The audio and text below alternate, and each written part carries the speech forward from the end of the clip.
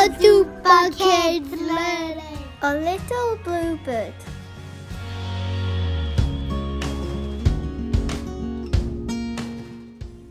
Once upon a time, there was a little bluebird who wanted to go to the bluebell's field.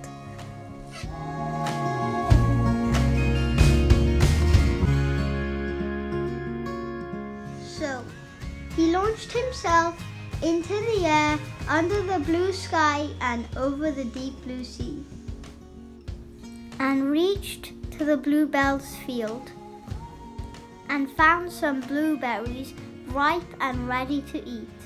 So he picked some of them and made a feast for his little birds 3, who were hungry and could not wait to eat. Thanks for watching, everyone. If you like this video, then please subscribe.